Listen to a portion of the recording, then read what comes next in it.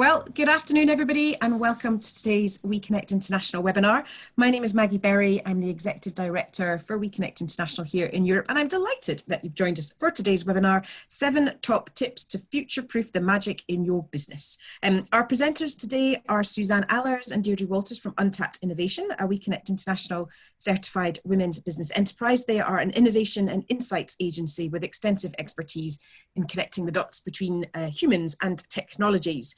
During today's session, they are going to be sharing the key megatrends that will likely impact the future of your business, as well as sharing top tips that will ensure you can future-proof your plans and spot new opportunities and pivot smartly as and when needed. To keep background noise to minimum, please everybody just keep yourselves on mute and use the chat functionality to ask any questions. There will be time for questions and discussion at the end.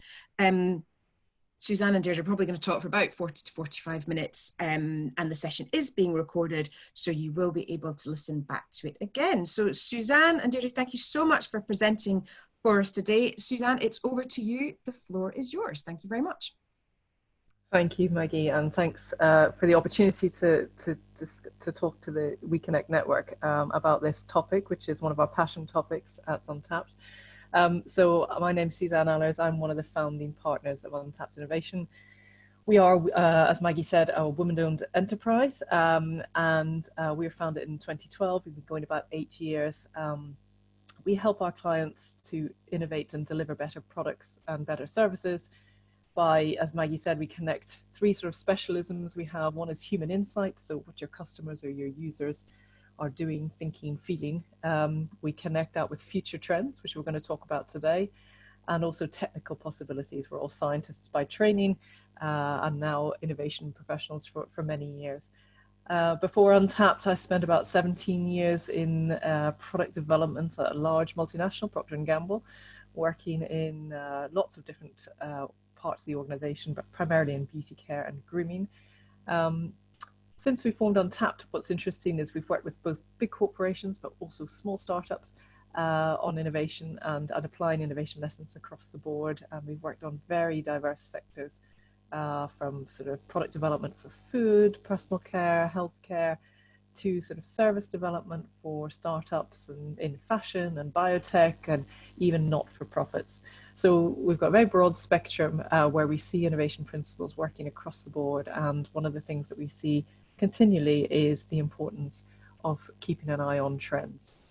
So I'll just hand over to Dierdre for a quick introduction, and then we'll get going with the content. Hello, everybody. My name is Dierdre. I'm one of Suzanne's partners at Untapped Innovation as well, with a very similar background in science and in business. And excited to be here today. As Suzanne said, one of our passion topics is future trends, but another one is definitely women and women-run businesses. So we're excited to be here. Great, thank you. And thanks to everybody for registering. And also we did send out a couple of thoughts, not really pre-work, but just thoughts. We really just wanted you to have a think about trends and how you use them or not in your business. And if you don't use them, what's kind of stopping you from using them? What we hear quite a lot is people saying, yeah, I really like the idea of this, but in reality, it's quite complicated, or I don't have time, or I've got to keep focused on my business. We're a small business as well. We understand the pressures that come from focusing on your business. And what we're here to do today is to try and encourage you to harness the power really of trends and show you some top tips to try and make that process simpler and more effective for you. So jumping through, and this is where the slideshow will hopefully work, or maybe not. Okay. So just so you've got a face to a name, that's me, Suzanne, on the left, and Dierdre there on the right, looking much happier than before. I think that was before lockdown. So there you are. Hair's much longer and grayer now. But what we're going to do today is we're going to go through just some very simple takeouts that we really want to make this very actionable. We want to leave you with 3 main takeaways that you can go and apply. We want to go through about 5 big mega trends that we feel are important right now and applicable really to every business. And then we want to give you 7 tips on how you can use that to really help future-proof, because we do recognize that sometimes the hardest thing to do is not just to be aware of the trends, but also say, okay, what do I actually do with them? And then we'll have time for Q&As at the end. So, so diving straight in, what kind of the big takeaways that we're going to try and make sure that you can have today at the end. You know, I think, you know, trends are incredibly powerful, and we see over and over again the power of being able to unleash them.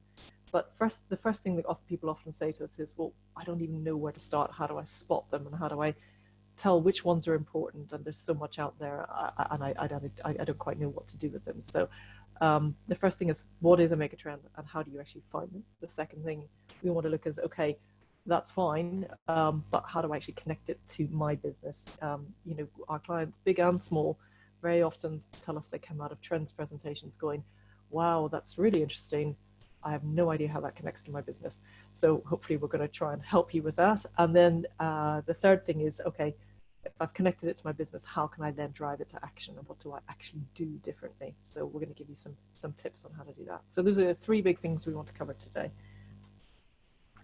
Okay, the first thing is, you know, what is a megatrend? So you have to know what are you looking for. A megatrend, I mean, there are lots of definitions you could look at that are out there and you can find online, but it's really something that's global, it's sustained, and it's really sort of a macro force that impacts business, society, the economy, culture, and people's personal lives. It's really an indication of a wave of change in the outside world.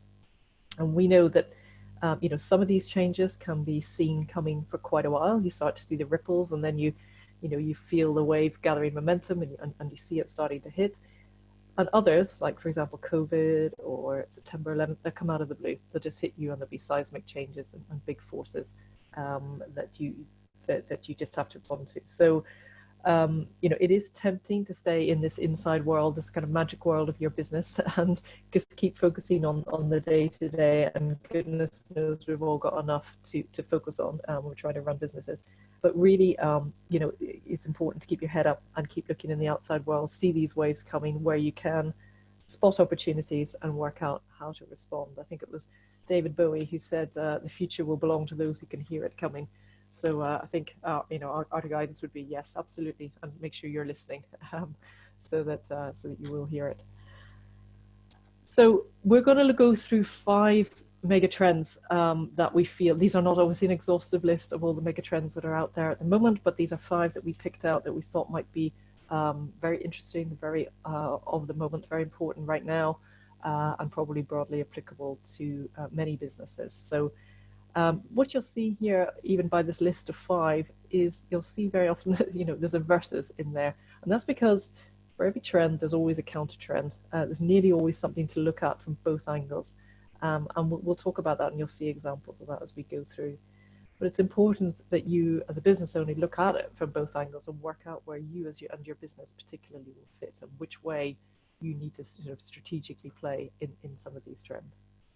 So we're going to talk about an always-on versus off-grid, individualism versus the greater good. We'll talk about reactive and proactive wellness, such a hot topic at the moment. We'll look at the dynamic populations forces that are going on, and we'll look at also hypersensoriality versus a stripped-back simplicity. So Dierdre will take you through a few, I'll take you through a few, and then we'll move on to some top tips about how to apply these into your business. So I'm going to hand over to Dierdre for the first couple. Okay, so the first trend and counter trend that we're going to explore today will probably feel very, very familiar to many of you on a personal level as well as on a business level. And this is the always on versus off grid, and that tension between needing to keep in touch, needing to understand what's going on, but also needing to kind of protect your personal well-being as well, and coming off grid to encounter that.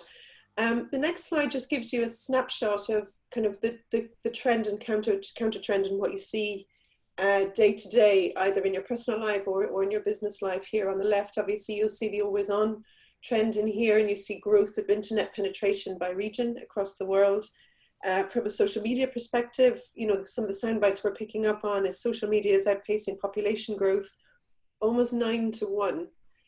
Which is a significant growth in how people are interacting and how people are working together and being together on a daily basis. Obviously, from a COVID point of view, that data point is actually from February 2020. So one can only believe that that kind of 9-fold increase has dramatically shifted again in the last 3 to 4 months. But it's just a recognition of how much conversation is going on online. And I'm sure from a business perspective, you guys are using our suite of different online tools and are in touch with your clients from this and your customers from this perspective. On the other side, what we're also obviously need to be aware of is this need to go off grid. And obviously many of you will be aware that significant bodies of evidence are emerging around going off grid and the need for digital detox. And, you know, there's a range of different businesses that are emerging in this whole space at the moment. Even, you know, the one that we're just showing there on there from Tanya Goodin, on another woman-owned business, and she podcasts, and she's also an enormous thought leader in this whole digital detox space. But really what we're seeing is that digital detox promotes genuinely healthy physiological responses. So it's a good thing to go offline, better for our sleep, better for our memory, and really importantly, it looks, you know, the data will show that occasional users of social media are almost 3 times less likely to be depressed than heavy users of social media. So those are pretty hefty sound bites on both sides of this page here.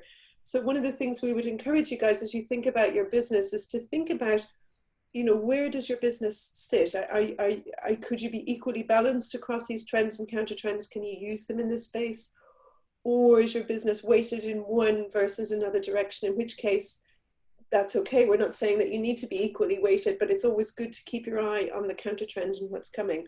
From an Untapped point of view this year, obviously we're watching this one incredibly closely. Much of our consultancy and work to date has been very much dependent on a face-to-face environment. So we have shifted and pivoted and brought a lot of our ideation tools online into a more digital context. Yet one of the things, and I'm sure you guys again will be aware of this, is we're hugely aware that our clients are kind of zoomed out as, you know, and they're going from meeting to meeting to meeting, and we're seeing a rise in a need for more phone calls, you know, audio phone calls, and hopefully face-to-face meetings again as we can get them. So again, we'll talk later in the tips section, but a lot of these trends and counter trends, the most important thing to do is to keep in touch with your customers and keep in touch with your clients to understand kind of where they are on this kind of seesaw. And particularly for this one, always on versus off grid is a really topical one at the moment.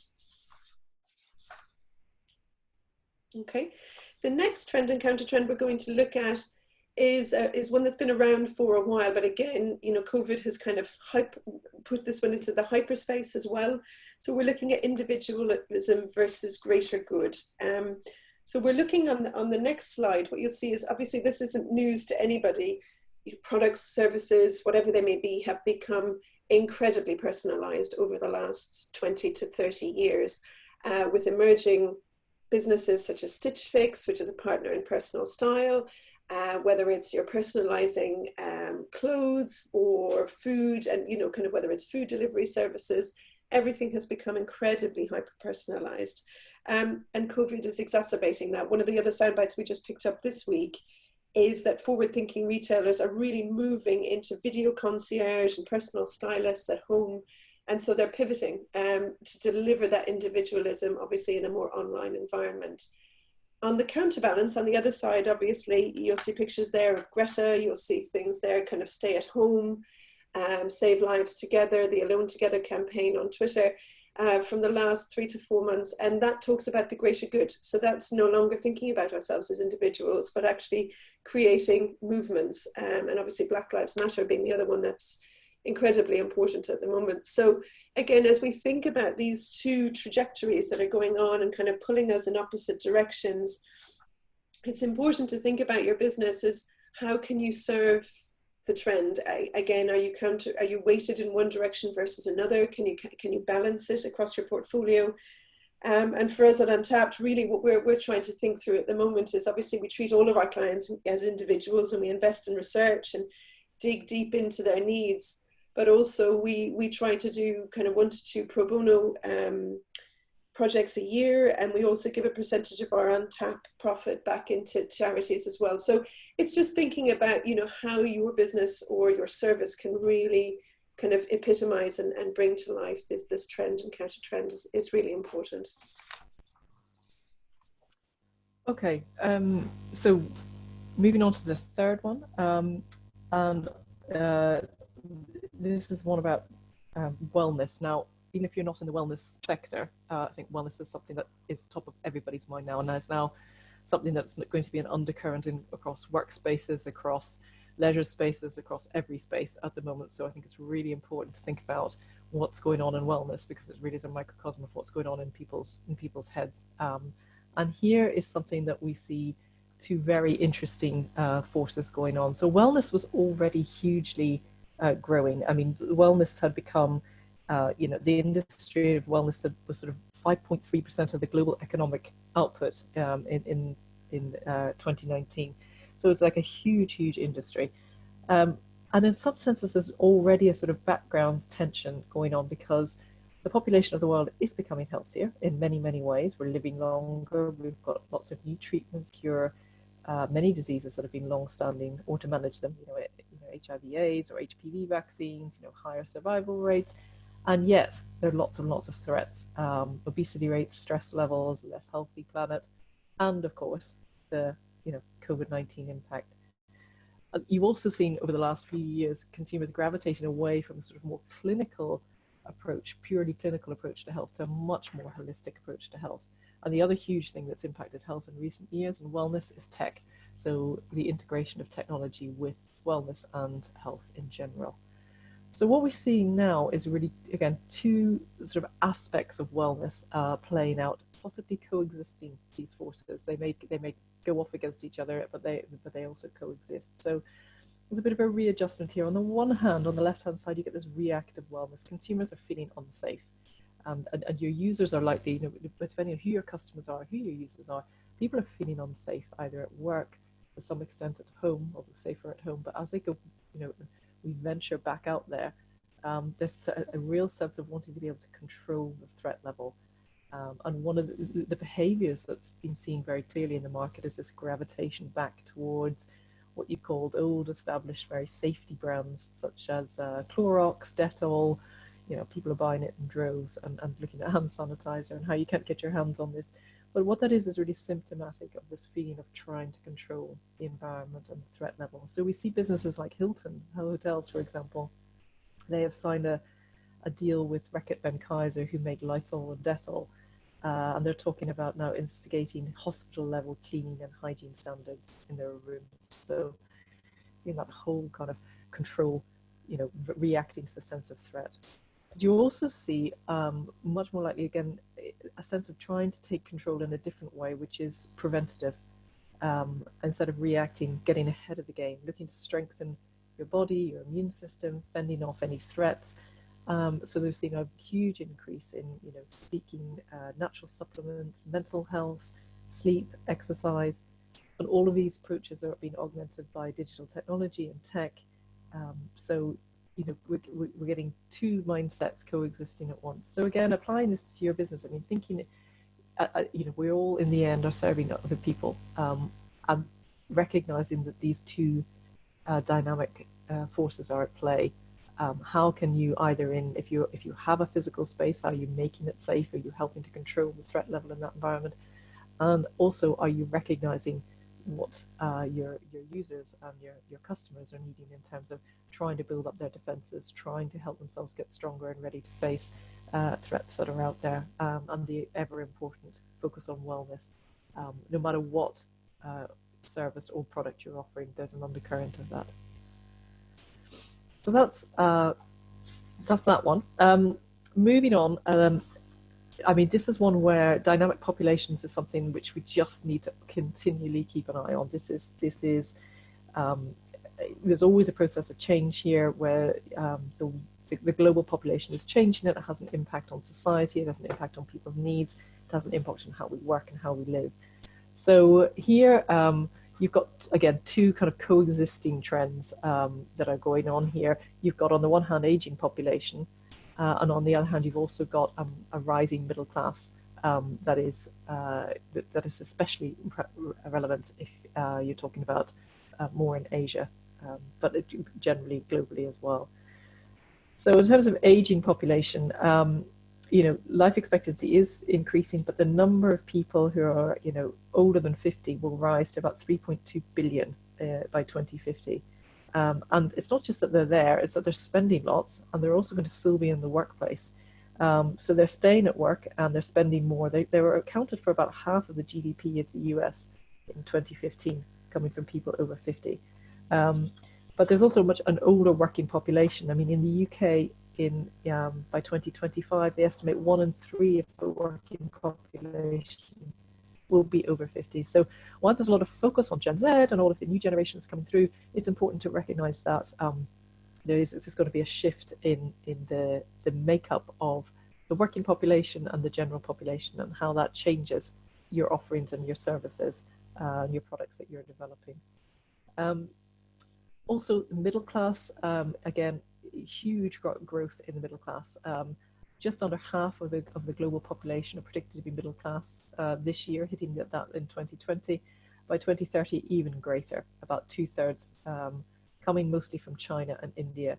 And the OECD recognized this is the area where there's going to be a huge amount of growth, huge amount of kind of engine of, if you like, consumption and getting the economy restarted. And if you think about where we are now and thinking about how that's going to be affected, and how that's got to, engine's got to be restarted effectively to get the economy growing. This is a particular area of focus. So just bearing in mind those dynamic populations and how that affects how you think about it, it's very tempting, and we know this, to only focus on the younger generations. We spend a lot of time with our clients talking about Generation Z, and it's important to understand their attitudes and how that infuses and ripples across the generations. But it's also important to understand the needs of a very diverse population. Okay, coming on to our last one then. This one's about hypersensoriality versus stripped back simplicity. So a very interesting trend, this one. This is in essence about a need to both, on the one hand, stimulate your senses, and on the other hand, strip things back. It's a little bit related to what Dierdre was talking about earlier in terms of being always on versus off grid, but it's not limited to the digital world only. So on the one hand, hypersensoriality, people are really trying to embrace, possibly in reaction to an increasingly digital world, a focus on pleasure, enjoyment, a slower pace of life. And that's been sort of accelerated by COVID. That, think about the rise in people doing things like baking and crafts and taking up things that are much more multisensorial. They really want these experiences that really hit more of the senses and give them a far more stimulating and immersive experience. And what's interesting is that actually this is beginning to translate onto online life as well. So even in the online life, they're asking for more sensorial experiences. If you look at all of the crossovers from fashion houses into online gaming, where you can try and start to accessorize and play with different visual senses. People are starting to work with kind of smell and other senses online, and touch. Ericsson have recently done a study where they looked at, in 2030, what they called not the Internet of Things, but the Internet of Senses. And they were imagining a digitally sensorial world where actually you get to use all of your senses online, with your brains as a sort of interface from that. And I think, COVID has really, again, brought this into very, very sharp focus for us. If you think about the kind of sensorial isolation people have felt when they've been quarantining, especially those people who are solo quarantiners, occupational therapists have been putting out advice to try and help people who are on their own and sort of experiencing this sensorial isolation to really immerse themselves and stimulate their senses through textures and sounds and smells every day, because it is incredibly important. Again, going back to wellness. So think about that, what is that kind of really rich sensorial experience? Is there a version of that applies to your business? How could that work? Are there any kind of aspects of your business where this would matter more? You can start to touch more senses, and you can do it on and offline as well. But on the other hand, there is stripped back simplicity. There is as well this counter trend to somewhat related to that switch off movement, which is there's just so much going on. I am overwhelmed, and I just want you to strip everything back, remove any excess stimulation, and just make it a little bit more simple. So you can see this in design. If you look very carefully at the way things have been designed now, there's a lot of stripping back and making everything very clean, simple, aesthetic, You can see that online services are becoming cleaner and simpler. The user journey is becoming much more straightforward. Learning platforms are you can curate and just take what you need and nothing more.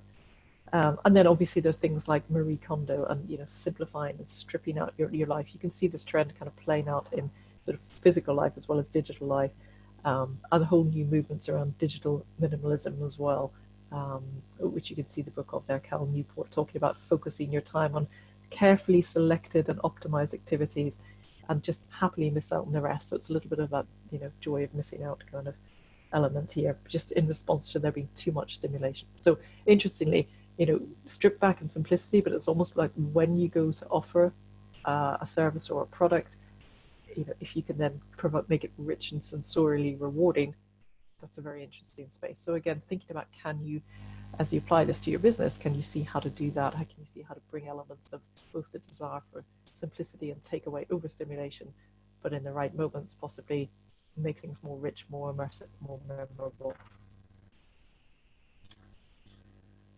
Okay, so those are the 5 big trends that we wanted to touch on today, and hopefully they're things that you recognize and things that make sense, and you can see how these could be relevant and start to think through how can this connect to my business.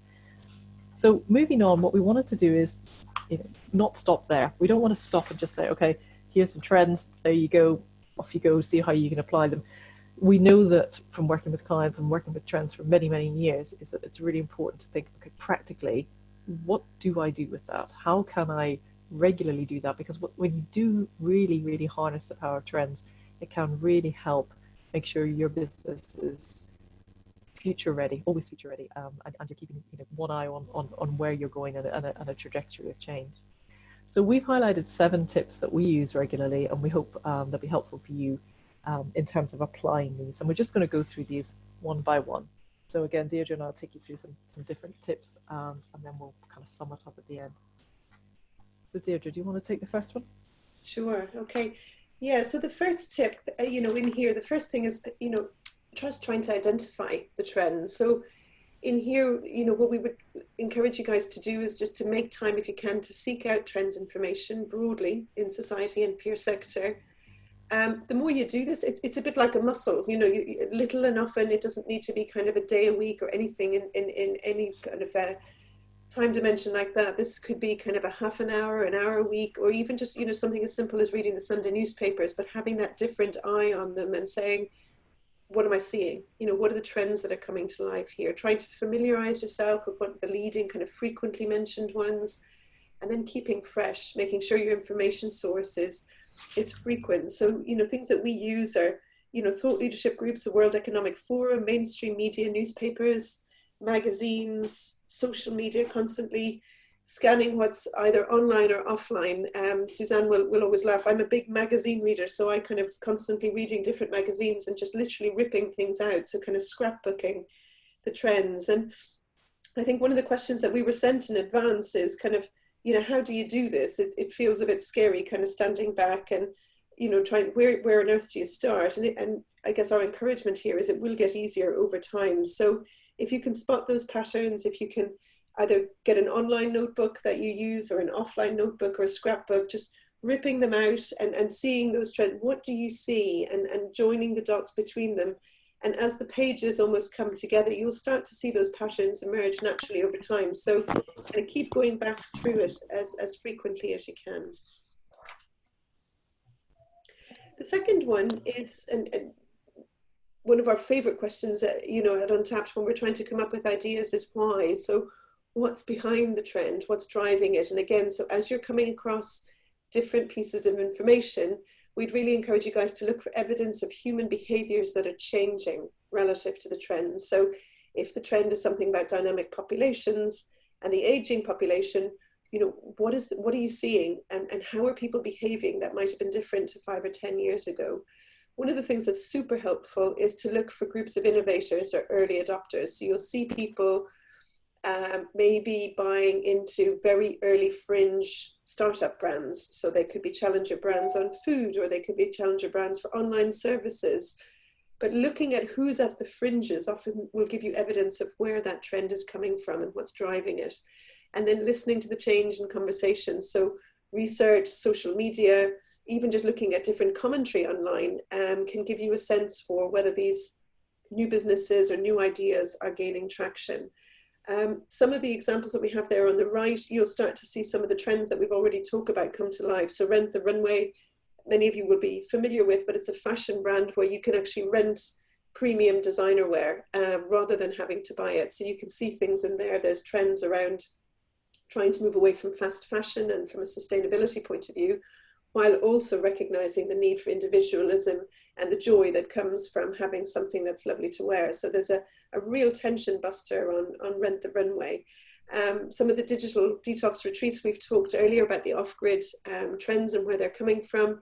And then Nimble is a really nice example of a brand where they recycle £1 of waste for every ethical tech product to serve. And all their packaging is 100% scrap paper pulp. So as you watch different smaller brands come through, you can start to see these brands almost as evidence spots of how the trends are coming to life. And hopefully that will give you confidence that these trends are real. They're not just kind of weird manifestations on the edges. Okay. So once you've spotted a trend and you've really dug deep and understood what's behind it, the next thing is to think about is, okay, now how do I apply this to my sector and my business? So this is really interesting because I guess it's a scenario planning. What we would always encourage people to do is to think about, okay, so if I'm seeing this, I understand people are changing this way, behaviors might change. If X happens, then Y in my business? What's going to happen as a result of that in my business? So it's really an exercise in scenario planning, playing out these trajectories and thinking, okay, doing the hard thinking of what could happen. And what's really important is to think here about, changes in the human behaviors and the attitudes you can see, but also changes in business model that you can see as well, and how they play out. So here are some examples on the right where, for example, the whole rise in gender fluidity, what did that mean for beauty? So the beauty brands were one of the first to see that this was going to have an impact. So David Beckham turned up on the cover of a magazine late 2019 wearing green eyeshadow. And the internet went nuts pretty much. But it was really a reflection of what was already happening in beauty. Some, as Dierdre said, some of the emergent kind of challenger brands like Jekka Beauty were already going for gender inclusive beauty. So you're really stopping seeing any male-female beauty, binary beauty brands. No, there's not really about conformity anymore. So that's an example of taking it at a macro trend and then looking at an industry or a sector and saying, okay, what does that mean? You can also see this in terms of the trend for the greater good, as Dierdre talked about earlier, especially in responsible consumerism. Brands across multiple sectors are looking at what does that mean for them. So whether it's IKEA and their kind of furniture life cycles, or that's Patagonia there, you can see in that example talking about repairing their products. If you have a problem, it's a lifetime guarantee and you can repair it. And as Dierdre mentioned, things like Rent the Runway, fashion rental as a business model. So people taking a trend and then working out how does that apply to their sector. Okay. So Dierdre. Yeah, and then Suzanne was talking about scenario planning, and I think that one of these things that's tricky about trends is as soon as you see the trend, the thing you have to kind of encourage, and again we talk about that muscle memory, is encouraging yourself to look for the counter trend. Where's the counter trend? Because every trend, as we've laid out earlier, has a counter trend that's pulling it in the opposite direction. It's not always equally weighted. One side might be more dominant than the other. The new, trend could be kind of emerging. It might be something on the horizon, but they're usually there. And they're often driven by different target groups and potentially different belief systems. So it could be a new generation coming through, or it could be a movement and a change in direction. Something like Greta Thunberg arriving on the scene from a climate change perspective. So what's really important for your business or your sector is to know where on the spectrum you want your business to play, and reviewing that continuously over time. So making sure that your future planning and your scenario planning are playing out in that same direction, but also realizing that your competitors may be looking at the fringes. So where a counter trend might look like a niche one, oftentimes with a counter trend, if it's niche, their followers might be really passionate and really loyal. And so there may be a real social media following online for that brand. So you can kind of follow and eavesdrop a little bit and look and see how that counter trend is coming. some of the really interesting brands again on the right that are doing a nice job in here is Nescafe, obviously looking, the trend that was emerging here was around looking at roasted coffee, but also the convenience space in here. So their coffee bags are 100% fresh roast and the ground coffee is in a compostable bag. So they're suitable both for a hot and a cold brew. So you see that kind of emerging cold brew space being really important at the moment, and Nescafe are identifying that and they're working with that as well. IKEA, you know, we often say are a standard of excellence in so many different ways, and they're really hitting an awful lot of trend hot buttons at the moment. So if you want a case study to look at, IKEA are fantastic. And so obviously, you know, with the whole Instagram lifestyle on interiors, etc., everything looks like it could be a bit perfect, whereas IKEA talk about the wonderful every day and being a bit more practical and a bit more pragmatic, and therefore have a much more human kind of tone to their communication, which is really interesting. And then you have somebody like Spotify, as well as kind of, you know, putting music out there, they have a ton of big data and they turn it into some really interesting claims and communication. So, you know, they've got people here, you know, all the guys who listen to the girls' night playlist, or they had some fantastic stuff around Valentine's Day last year, people who listen to certain songs on repeat as well. So again, it's talking about using their data as an asset and putting it out there as a kind of a counterplay to some of the more kind of unexpected way to use their information. Okay, so tip number 5. So if you've identified the trend, you've understood what's underneath it, you've looked and really scenario planned how it could be affecting your sector, you've made sure you've looked for the counter trend and worked out where you should be, sort of driving down towards action. You know, what are you then going to do? The first thing we would always say, and as Dierdre mentioned this earlier, is you can't overdo the amount of staying close to your customers or your users for your business. So empathy is everything. So understanding not just scenario playing in terms of your sector, but getting really granular and getting in deep with your users or customers. What will it mean literally at a life level? And really what we all say is, we look at jobs. So what jobs could your product or service, is it doing now? What's going to change? Are there going to be new jobs? Are there going to be different jobs? Are the existing jobs going to change in some way? Are some of them going to go away? Are new ones be replaced by new ones? So really understanding what are these jobs that your product or your service are doing, and how are those going to change? Because that will give you a hint of then how to change what you offer. And it's really important to remember it's not just about functional needs and functional jobs. It's also about the emotional jobs that all products do, even if you don't, it doesn't seem at first that they do them. So doing close research and spending time with your users, even if you're in a B2B business as we are, spending time with clients, understanding where they are, what the pressures are on a day-to-day basis, or when we're working with clients, for example, on products, looking at users and consumers and understanding exactly how that changes and how their life is changing. So examples here, this is a really nice example from the washing machine. This is a Turkish brand called Arçelik, which has obviously worked out that there's environmental concern, and talking to its users, it wanted to be able to make sure that there was concern over, I don't want to be washing my clothes and putting a whole lot of microplastics into the ocean at the same time. So they have developed an environment saving technology. It's filtering out the microplastics. And then sort of to hit another trend of the greater good, they've made that technology open source, so it's now available to the whole industry. So it's a great example of how they're really understanding that at a life level and actually hitting another trend at the same time.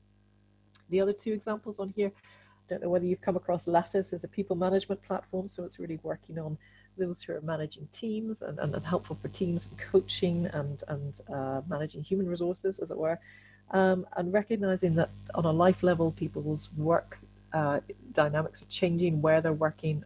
Teams are being far more spread out, different time zones, different places, and this is really a platform that then helps to drive team performance and fit to sort of different structures and patterns of work. So really helpful in that sense. And then one we really love, which is called The Second Shift, which is a business in the US which connects big businesses or larger businesses to female mid-career experts from outside the company. So again, trying to understand at a life level where these expert women who are maybe at a mid-career point and have decided to go freelance, where they are, what their needs are, and understanding the needs of the companies to say, I need to get some diverse talent in here. I need to get, for particular projects and a bit more of a flow to the work attitude. So the second shift connects these women with these businesses and helps to give a good platform for it, lots of fluidity and lots of diversity in the workspace. Dierdre, you want to do this? Okay, yeah. So the last two tips are really going to talk about kind of driving this to action on your business. So number 6 is about pivoting and pivoting smartly in the context of your trends. So we're not saying kind of look at every trend and follow them out the window. What we would encourage you guys to do is cast forward. Just imagine maybe 2 or 3 or maybe even 5 years down the line, how could your product or your service change to better serve your future users? So using those trends, what one thing, again, we want to make this super practical. What one thing could you try with this trend or this counter trend if you had no constraints? So if you took all your constraints of money and time and whatever there may be aside, just imagining that one thing that you can do kind of as a vision for where you want to go. But then also you can bring the constraints back and say, well, what watch out would that be? Is it a certain competitor? Or is it something, internally within your business that could prevent that kind of one great vision from happening? Obviously all of us know during a crisis, there's so many different articles, the 10 must-dos during a crisis, but the one that we really gravitated to this week was an article we read about always on strategy. So just as Suzanne was saying on the previous one around developing empathy, increasing communication with your customers, with your partners, building out those skills and making networking a priority, which, obviously at times of change and uncertainty is difficult, and really trying to shift your kind of mindset from selling into supporting your clients or your customers. And some of the brands that have pivoted really smartly in here, you'll see on the right hand side, there's some very well known examples, but the backstory may not be so well known. So something like Starbucks started out as espresso makers and coffee beans, and then they pivoted into freshly brewed coffee because that's what they found that people were really gravitating to and needed. Instagram started out with gaming elements and photo elements, but they quickly realized it was the photo elements that were most engaging, and they stripped out everything else and made it super clean and simple. And again, going back to one of the trends that Suzanne was talking about, kind of stripping things back and giving a very basic offering can be incredibly compelling. And then Avon, a great story, started as a book salesman and giving away free perfume examples, but quickly realized they got more traction for the perfume than they did for the books, and pivoted into cosmetics. So again, really listening to what people want will give you the confidence to make some of these pivots. And 2 more recent examples, Kedaddle, some of you may have come across during lockdown. They were originally a platform to discover and book family events and experiences, but now have become a repository for stay-at-home fun and learning, and really service the environment of needing kind of support during lockdown. And another great example is a learning example from, I think, from the Wales Startup Awards actually last year. So this is a training and facilitation company, but they've pivoted in the last few years to take on an extremely ethical mindset. So you'll see that they're certified B Corp, carbon neutral company, but also into how they deliver some of their training through more online kind of hackathon type events, as well as the more traditional as well. So another really good example of pivoting smartly in that context. And then the last chart that we have for you guys here, or tip in here, decision making, turning it all into action. And this is really kind of where you have to kind of hunker down and take a deep breath. And we know we run our own business. We know how scary some of this can be, but our encouragement to you guys would be brave. It can take courage to change based on these trends, but realizing that the risk of not putting them to action can often be greater. So, sometimes inaction is a much bigger risk. Staying true to who you are, obviously by staying in touch with your customers and your clients, you'll get a really good sense of what they really appreciate about you. And those are the bits to keep, obviously. And then just as we've said it, I mean, this is the one point that we would probably make really important throughout the whole presentation is it's a continual process, not a once-off. So the more that you can do this little and often, keeping your eye on the trends, keep up to date with your customers and your users, will really give you the confidence. And some of the examples on the right-hand side, obviously, the three at the top win no awards because really they fell in love with they fell in love with their solution rather than trying to fall in love with the problem or the job that they needed to be done. So obviously, Blockbuster, was invested in hardware and everything went online. Kodak saw the rise of the digital photography and chose to ignore it, and Friends Reunited and similarly were completely leapfrogged by Facebook and other platforms. One of the really good examples that we've seen here is a lady called Mairead Mackle from Northern Ireland, and she was awarded Entrepreneur of the Year this year, and this really brings the dynamic populations trend to life. So she works with home care and independent living, but also has stretched herself and has looked at how to support women, and then has also taken the independent care living into a cloud-based platform and moved away from a paper system that now is used more broadly beyond just her own business. And even a really nice snapshot of some of the carers in one of their care homes doing this kind of TikTok dancing, which again, it is kind of more of a fad than a trend, but it just shows how she has her finger on the pulse and how she's constantly looking to see what is emerging and where it's changing, and obviously has built an incredible business by doing so. Okay, so there's quite a lot of what we shared, and I realize we're probably talking a little bit longer. We just have a couple more things we want to leave you with. I mean, I think if we were to leave you with one thing, it would be, we understand, we run our own business, we understand how tempting it is to keep focused on the daily pressures of the business. But if we can encourage you to do one thing, it's to keep your head up, keep sensing the outside world, and even though it can seem overwhelming, bring it into your business and think about how it can change and how you need to continually evolve. So that's really the end message. I mean, one other thing we just wanted to mention is that, if there's something you would like to know more about or get more support with, this is actually one of our own evolutions. We do now offer more support with trends and innovation in general, and we've now actually created we don't just help clients with projects. We actually now have a new subscription service called Untapped, where we bring outside thinking trends, tools, and support to clients, big and small, to really help if this is something that you think you would need. So it's very good if you're trying to keep up with trends, but you really can't manage it on a day-to-day basis, or you're not quite sure how to filter them through and actually apply them in your business. Or if you just want to have someone, you haven't got a big innovation budget, but you want to have a sounding board for innovation to talk to, or you want to upskill a little bit, but you really don't want to sign up for a massive, great big course. You just need some bite-sized training that works around you.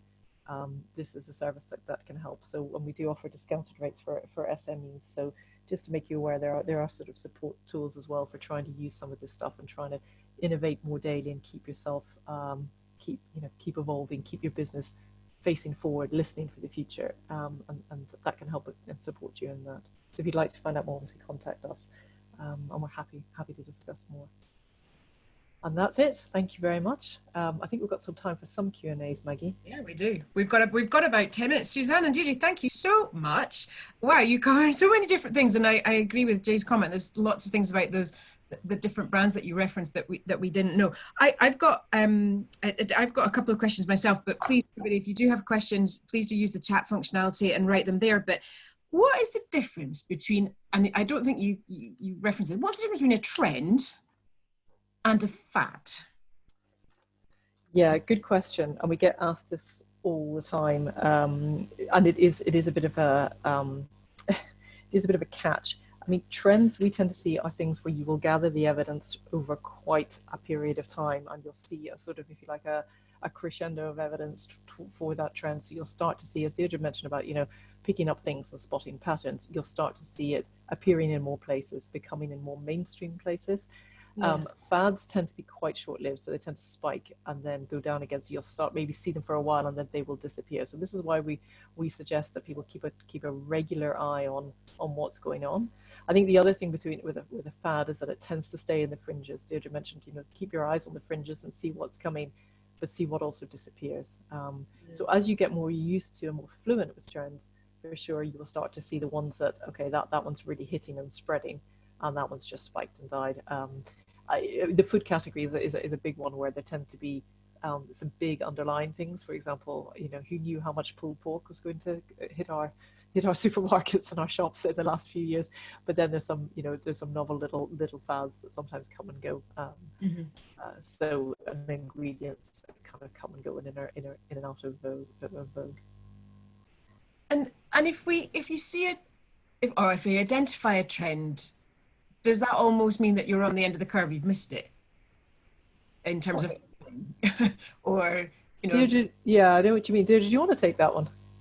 Yeah, sure. And I think that the little voice in the back of your head is always thinking, oh gosh, is that one going? Is that one going? And I think, we're a little bit like a broken record, Maggie, but I think it goes back to that body of evidence. And I think if you're collecting evidence and you continue to see evidence emerging, if we look at kind of the rate at which the climate conversation has changed over the last kind of 3 to 5 years, that's not going anywhere, and it's coming in faster and furiously. So I think as you're collecting the evidence, if the metaphor of the scrapbook, in that kind of climate change chapter, that would be growing faster and faster at the moment. So you can kind of say, actually, we haven't missed that trend. We if we weren't on it before, we certainly need to be addressing it now.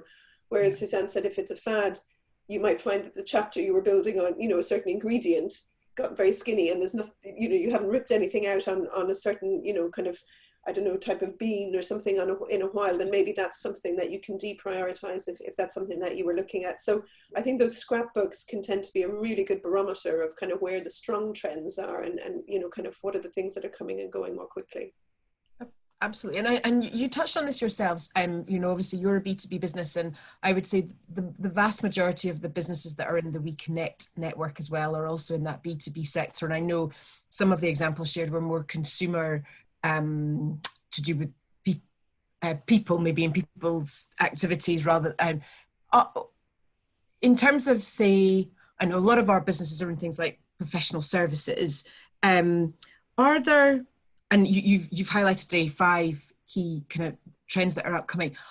Is there anywhere that they can go around the questions they would ask themselves about their business, to understand more?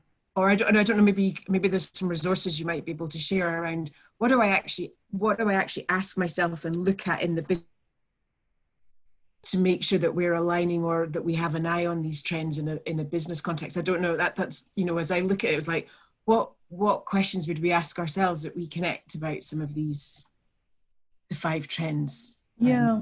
It's like I was going to say a thesis. I don't mean a thesis.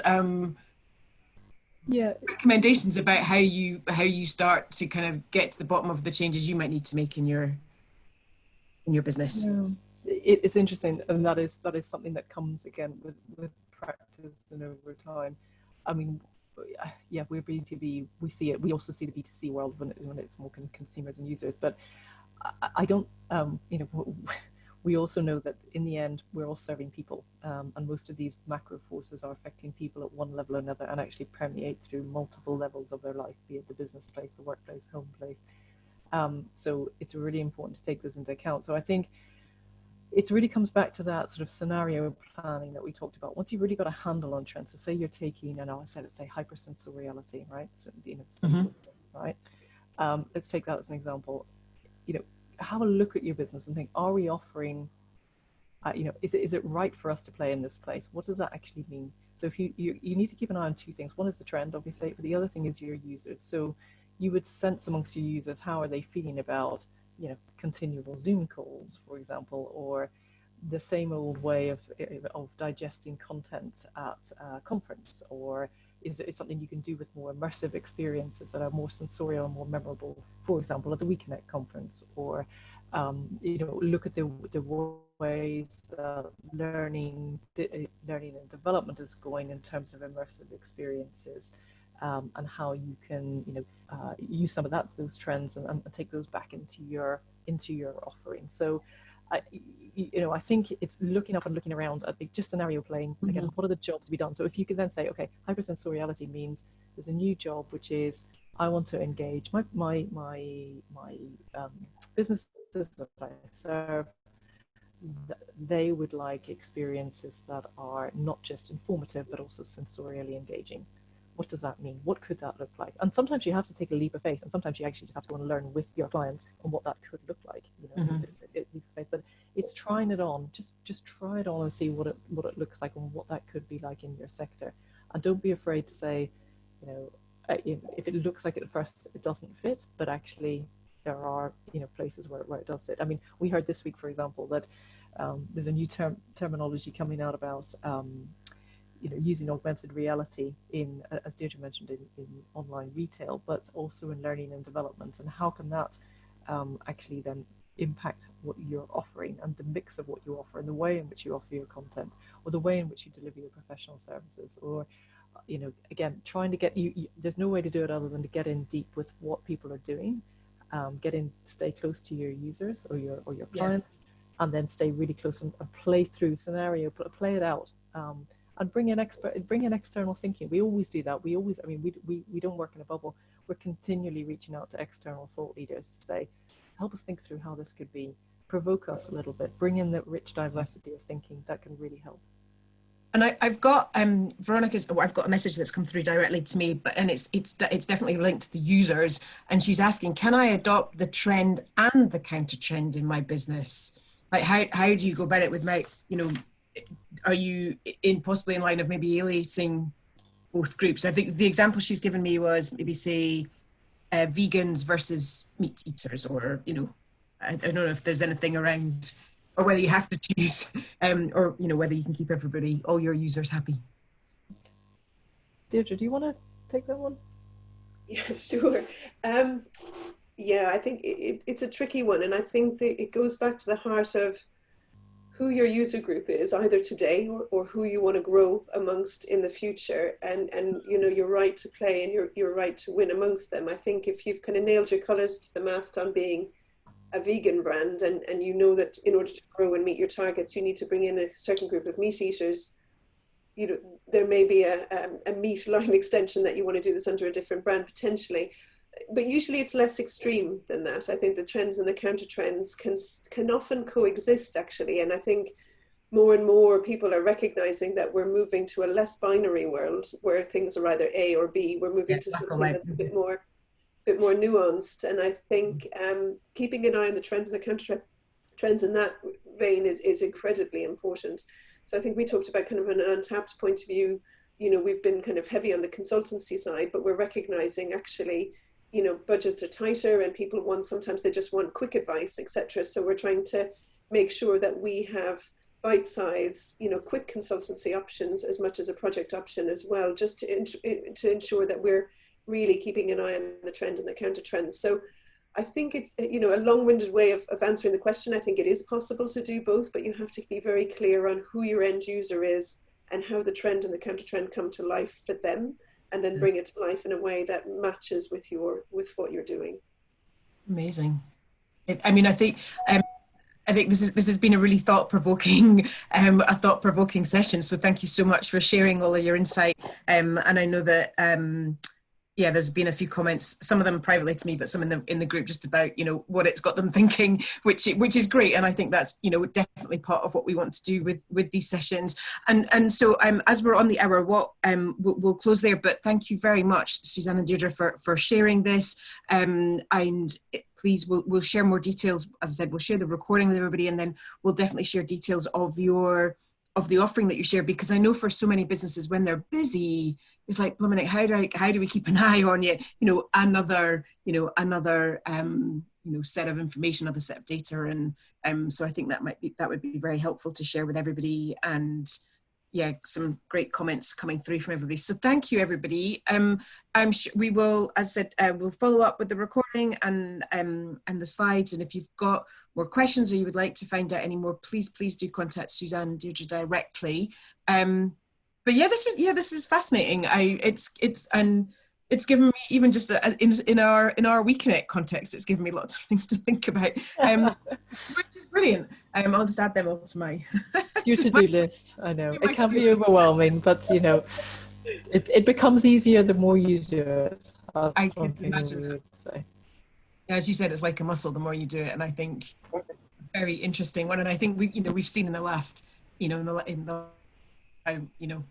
just how much stuff is shifting and changing all the time. But thank you so much. Thank you to you all for dialing in and listening. And if you're listening to the recording, thank you for listening to the end.